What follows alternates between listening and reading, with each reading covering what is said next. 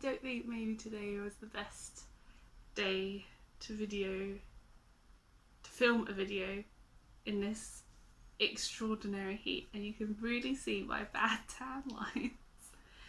And there's a glare in my glasses. Oh well, we're having to deal with things.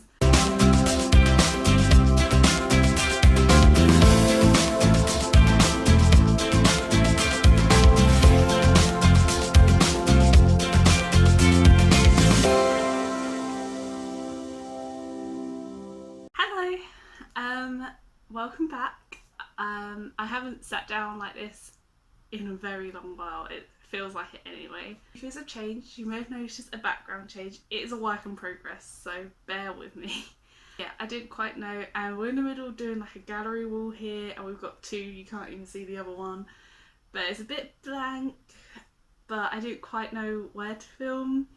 So yeah, the filming background's changed because I'm no longer in Denmark. I have finished my study abroad. It's gone too quick, and I've been in this new flat now for near enough a month, which again has gone too quick. But we're dealing with things, and I'm getting back to being in the UK and understanding things. Although this heat, I mean, at the moment in the UK it's like near enough 39 degrees. Like, what? Hello? Is this the UK? What is happening? That's why I look very sweaty and very ugh, so you have to excuse that. So today I thought I would talk about my study abroad experience as a whole. So you may have seen my past videos where I done sort of like a montage of my year abroad. I was speaking about separate bits about helping you with the survival guide on what it's like to do a study abroad. But today I'm going to talk all about my experience and my opinions of my studying abroad. So I left last August. It's almost a year since I left, and I embarked on my journey to Denmark. So I don't know if I even ended up saying, but Denmark wasn't the ideal place when I first chose my degree to do a study abroad. My ideal place to do a study abroad was America, but I could not afford that. Yay.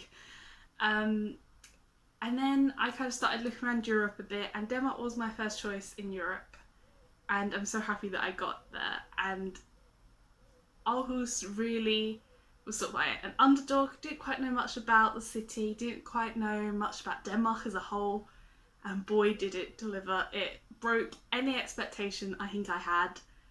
And yeah, I loved it so much. So I think first of all I will talk about sort of like living abroad, how I found that. So yeah, I went to Denmark, and surprisingly I didn't have that much of a culture shock. I thought I would.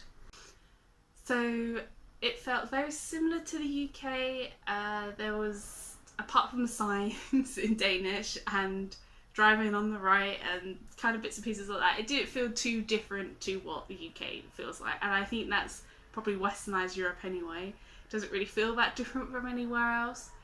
The language I didn't struggle with too much. In Denmark they have great English skills, and if you just apologise and said that if you just apologise and say you don't speak Danish, they will completely accommodate for you and just switch to English like that, which I loved so much. The food didn't feel very different from the UK. I cooked a lot of my home comfort foods. So I cooked shepherd's pie and hot pot, so I wasn't missing out on any UK foods, but I did try some Danish foods as well. Most of the stuff that I tried in Denmark didn't really feel too different. So pastries were just 10 times bigger than what you get in the UK. Like, just food in general was kind of just like what you generally get anywhere. There was only two things that I felt were quite different foods that I'd never tried before. And that was, I don't remember the name of this, but it was like a stew thing. I'll insert a video right here so you can see what it looks like. But it was like this stew, and it was like tomatoey. It had mini hot dogs in it and mushrooms and bits and pieces on rice. that was very different. It tasted quite nice. I mean, it probably doesn't look that appealing, and it didn't look that appealing, but it did taste quite nice. And then the Christmas dinner, which was something that I had always wanted to do since going abroad, because I am a big Christmas buff at heart, and just the idea of experiencing Christmas in a different culture was something that I was really looking forward to. So the Christmas dinner that I had, for starters, there was like pickled herring, which I don't like fish. I gave it a try, and it was on like some rye bread. It's okay. You could taste more of the pickle than of the fish. Surprisingly, Graham liked that, and he's the same with me with fish. The main was roast pork, which was quite nice, with like beetroot, meatballs, roast potatoes, and I think there was something else, but I can't quite remember. Oh, cabbage, red cabbage. That was okay. I liked the roast pork. I liked the roast potatoes. The meatballs were nice as well. Yeah, it was alright. It wasn't my traditional turkey dinner, which I love to the bone, but yeah, it was okay. It was okay. My favourite thing was the dessert. It was like a rice pudding, which was cold, and it had like nuts in it, like almonds in it, and then you had a warm cherry sauce on over it, and it was perfection. So that is something that I really liked. I liked experiencing this different culture that I was going in, even though it wasn't too much of a culture shock, like I said, but it was different. It was nice to experience it. I also really did love how Denmark was just so proud of itself, not in like an arrogant way, but like they would always have their flags up, and they had national flag flying days, and it was just so nice to go around and you see these Danish flags everywhere, which is a nationalism that you don't really see in the UK anymore unless there's sort of like an event going on, but this is kind of just everywhere. And like for their birthdays, instead of having like balloons in it, they had Danish flags up and bunting in Danish flags for their birthdays, which I thought was really cute. So now I'm going to talk about the whole university experience. So I had 6 different lessons, 3 each term or semester, and I'm glad to say I passed them all. I got through the year abroad, but yeah, the style of teaching was different than what I'm used to. It was usually a 3-hour seminar and no lecture, and it kind of was like being back in school again. So kind of like you get spoken at 90% of the time, then you can kind of put your hand up and give them some feedback, and then occasionally you talk to each other about it, which is okay. 3 hours though, it may sound daunting that it was that long. Actually it really wasn't, because every hour you got a 15-minute break, so it was usually only about like an hour, like 2 hours and a half teaching, which is quite nice. And I think I like that better, because I could get to know the people that I was studying with, whereas sometimes in the UK you can have a 2-hour seminar and it just runs straight through to 2 hours, and by the end of it you're kind of like dead at the end of it. So it was nice to be able to talk to people midway through, because in the UK if you're really tired after the seminar you kind of just go off and leave, and it's very like separated. The essays and the exams were different, far different than what they are in the UK. So for 4 of my 6 lessons, my end of term exam was just an essay. It was just like a 4,000 word essay, hand in, and it was quite nice not having any written exams in that sense. And yeah, it was nice that it was just an essay, and we could work on it a bit more and get feedback and talk about stuff like that, and it was really nice. And also the essays were kind of open, so you could talk about anything you liked. Even like, so in my film culture one, we never ever spoke about a series of unfortunate events, but I wrote that in my end of term exam, and it got a really good mark out of it. It's just nice that you can kind of just talk about things as you like, as whatever you like. I also, in my medievalism class, I wrote an essay on Game of Thrones, which we did speak about that very briefly, but you can just write about it. As long as it is, you kind of make it relevant, it's kind of all game, you can just write what you like, which is quite nice. And then my other 2 seminar lessons, I had oral exams, which is something I've never had before, but I thought it was quite nice. So it lasts a whole hour, which is nice in the sense that you kind of go there and in an hour you're all done and you get your result then and there. So there's no sort of like spending 3 days preparing for this or a week doing that. It's kind of just an hour and it's done.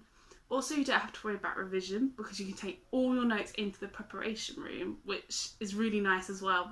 The only thing you can't really use is the internet, so you have everything there in front of you, so you don't have to really remember anything. So the way an oral exam goes is half an hour, you are given your question, you're given your text, and you spend half an hour preparing it. So you go through and you decide what text you're going to talk about. You can talk about both or one or the other. And then you prepare. So you write down on rough paper all your notes that you want to talk about. You can even write like a script if you like, which is what I did for my second oral exam, which kind of worked out a lot better than it would than my first one did. Even though I got like an A in the second one and a B in the first one, so it was still fine either way. But yeah, you can write out a script, and then the next half an hour you go into a separate room where your teacher's there and an external examiner, and then you kind of just go through your script for about 10 minutes. It's like a mini presentation, mini speech, and then for the next 15 minutes you kind of just have a Q&A about overall how you found the course. And it felt very informal, and it didn't feel very sort of like strict. It just felt laid back and relaxed. It was really nice, and I was really worried about the oral exams, but I actually think I may even prefer the oral exams. So it just felt so calm and relaxed, and it was really nice that way. Now I'm going to talk about social life, how I found that. Denmark is an expensive country. There is no way around that at all. You're not going to Denmark for a cheap holiday. You're going there to break the bank near enough. So going out was a bit difficult, but I kind of found ways around it. In Aarhus, there's a sort of like a student union that the UK would have. It was called Student House, and they ran international events every Tuesday. It was called I-Night, and each I-Night had a different theme. And we went to a games night, and there's student-friendly prices, and it's very chilled and relaxed. The only thing that kind of I didn't find in Denmark was like the clubs. I didn't know that there were clubs with crazy expensive prices to get in, but sort of like the culture there wasn't club. It was more bars and pubs and hygge. They also have Friday night bars, which every sort of school, they turn sort of like their teaching area kind of a thing into a bar.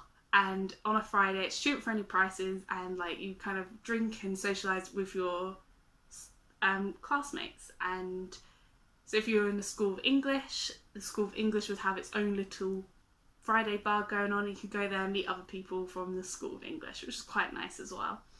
Where I lived, they also had a Thursday bar. So in the communal area, they put on a little bar, kind of just so you can meet people around where you live and that, which is also really nice as well.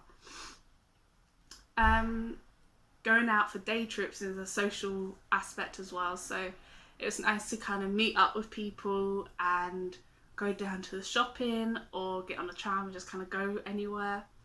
And yeah, Denmark felt a lot more relaxed and chilled in that sense, and more informal than what it does feel in the UK anyway, in my experience.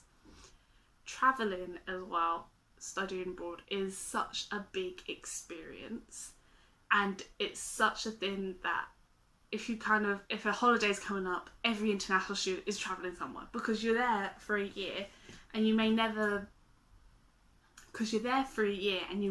go back to that country or that area again. So in the autumn break, I went to Hamburg because Denmark as a whole was quite next to Germany, so it was easy to get to Hamburg. And then in the spring term, I went to Norway.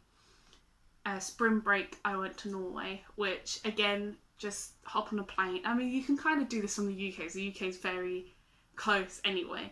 But it was a bit cheaper as well to go from Denmark, and it was nice to kind of explore Scandinavia and that bit of Europe. I have to say, out of Norway and Germany. Norway I would love to go back to again. I'd like to see a different part of Germany maybe, because Hamburg I wasn't too impressed with. If you saw my We Don't Like Hamburg video, click up here if you haven't.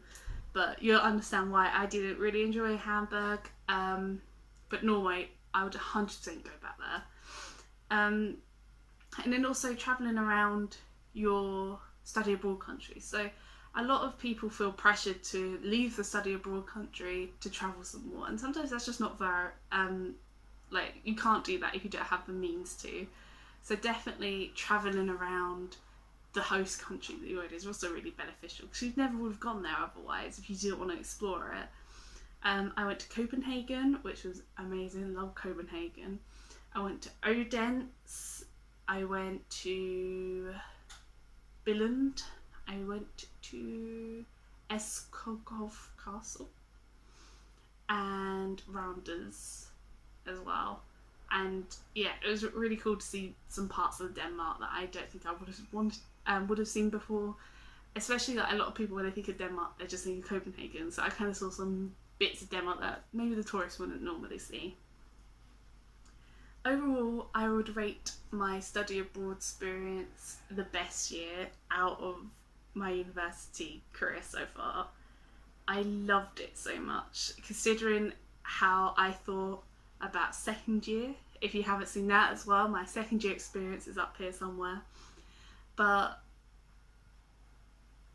that year has been my favourite year, and I have felt in such a better place being in that year abroad.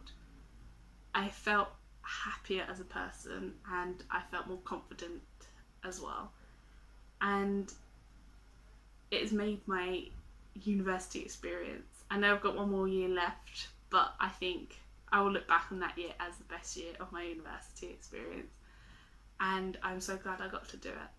And if you are considering or on the fence about doing a study abroad, and go for it. Just go for it. It's so good and it's so worthwhile, and I'd recommend it to anyone.